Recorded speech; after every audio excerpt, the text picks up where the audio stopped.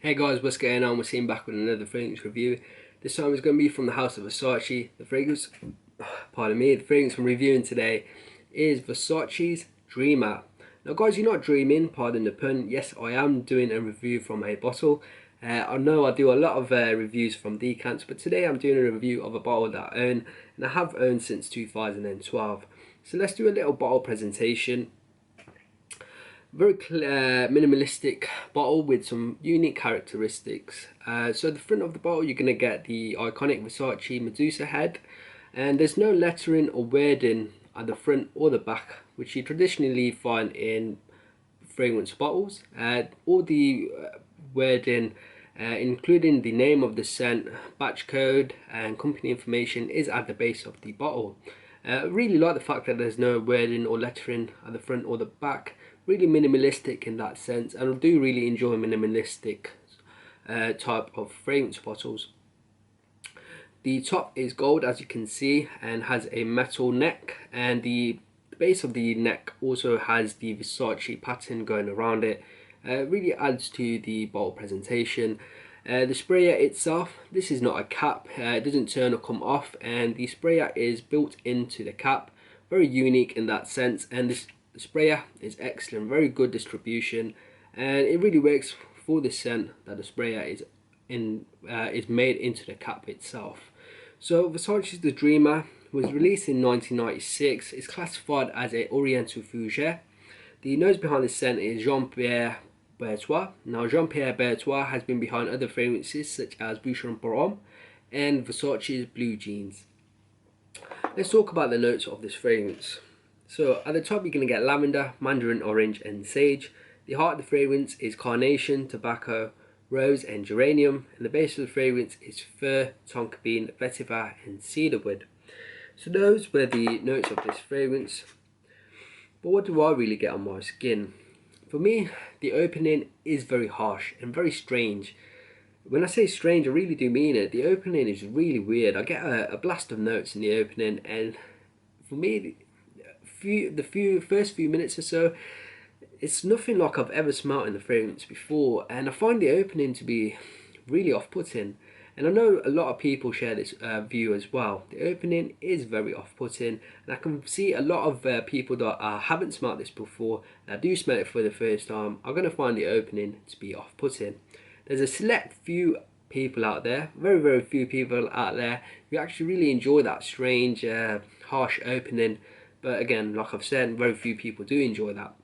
Even though the opening is harsh and is off-putting, after a few minutes or so, this fragrance really does settle down on your skin. You get a blast of notes in the first few minutes, but they do settle down on your skin.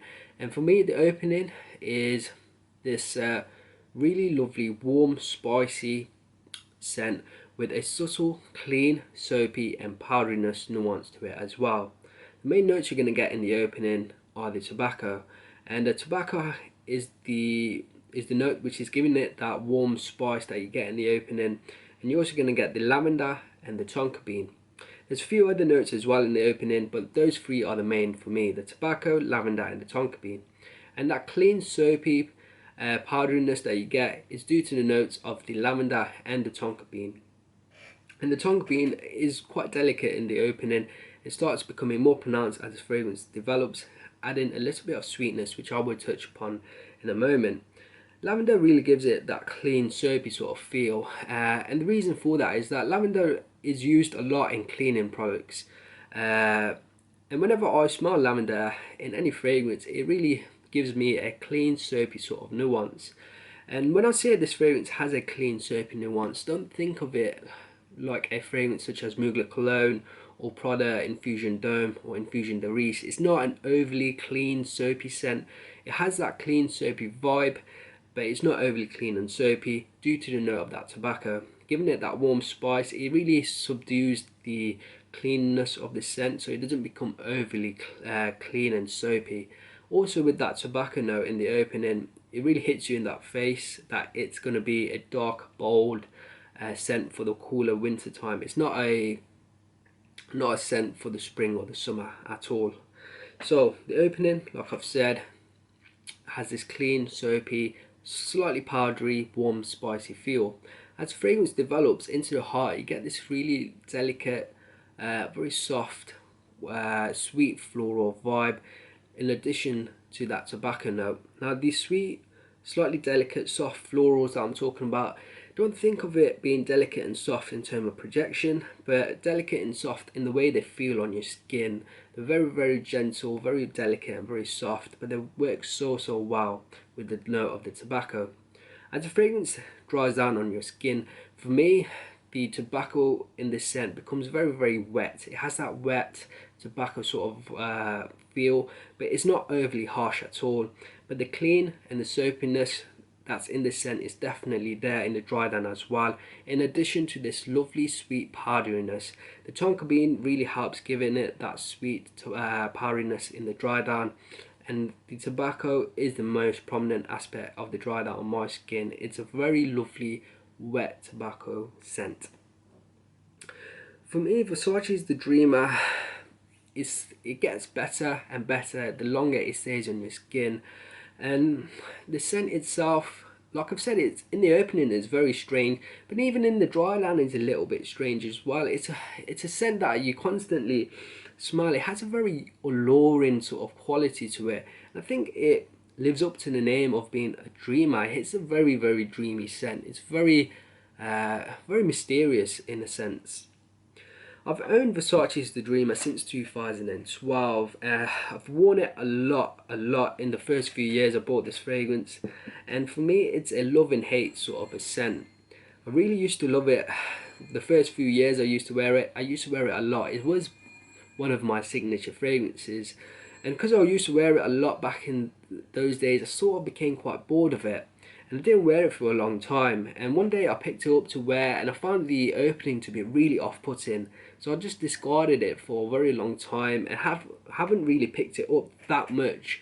Last time I picked this up was late 2015 when I was reviewing with Chad. He wanted me to collaborate with him on his channel. So when I collaborated with him on his channel, that's when I picked it up a little bit and tested it again, and really didn't pick it up again after that until the winter of 2016. I was just looking through my collection and wanted to see a fragrance that I could test for a review, and I saw this bottle in my collection. I thought, yeah, why not, let's review this. And I was just testing it this past winter. I really rediscovered why I really enjoy this fragrance. For me, like I've said, it's a love and hate relationship with this scent, but this winter I've been wearing it a lot for testing purposes, and I've rediscovered why I love it so much. In terms of performance, the scent, the projection is strong in the first hour or so. Afterwards, after a few hours though, especially around the first hour, the fragrance really sits close to your skin, and it feels to me to be a soft skin scent on my skin. The projection isn't very strong. In terms of longevity, I've got around 6 to 8 hours. However, on the odd occasions, I've seen it push through to the 10-hour mark. However, you're mostly going to get 6 to 8 hours on your skin. In terms of sillage, when you're walking past people, they can definitely notice you, and a lot of people did compliment me on this scent. So for me, I find the projection to be quite soft, but it may be down to nasal fatigue because other people were noticing this scent on me, and I was getting compliments as well. In terms of seasons, I think this is best suited to the cooler weather, especially the autumn and the winter. However, here in the UK, I have pulled this off on the spring nights as well, because the spring nights here in the UK are generally quite cool.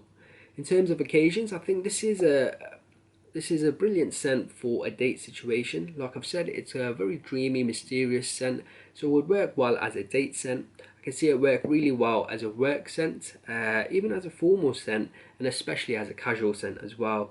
If you're a school or high schooler or college student, this is a great scent for that as well. I can see it being a signature fragrance for a gentleman around that age, around 16 to 25. This will be a great signature fragrance. If I was to give an overall rating, I would give it a 3.5 out of 5. I feel like this is a solid designer release, especially the price point that this fragrance goes for. Here in the UK, you can pick up a 100ml bottle from Amazon for £25. And I'm not just saying that because I'm sponsored by Amazon. I'm not sponsored by Amazon at all. I know a lot of fragrance reviewers are sponsored by Notino. I don't know what price they sell for, but I know Amazon here in the UK sell it for £25. So definitely do check that out and shop around, see if you can find a better deal somewhere else. I'm not like other reviewers that tell you just to go to Notino because they're sponsored. Guys, there's countless other discount fragrance shops that you can get fragrances for. Just shop around, guys. But Amazon here in the UK is the cheapest that I've seen this for. So overall rating 3.5 out of 5. It's a solid designer scent. In terms of performance, it did disappoint me a little bit, but the scent itself gets better and better as the longer it stays on your skin. It's very unique. I have to give it that. The scent itself is unique. I've not smelled many tobacco fragrances in the designer realm which give off this sort of feel, the wet tobacco sort of feel with that powderiness. A lot of tobacco scents in the designer realm are mostly sweet tobacco scents, pure Havana type, if you know what I'm saying. Also there's citrusy type of tobacco scents like D&G's Boron. This one gives off that wet tobacco feel with a touch of powderiness and sweetness. Lovely unique scent. Performance lets it down a little bit, but the price point really bumps it back up. 3.5 out of 5 for me. A solid designer scent, especially if you're a 16-year-old to 25-year-old. If you're in that age bracket and you're looking for a signature scent, definitely check out Versace's The Dreamer. Affordable scent and would work well as a signature scent for you. So for me, overall rating 3.5 out of 5. Guys, I hope you enjoyed this review. Until next time, see you later.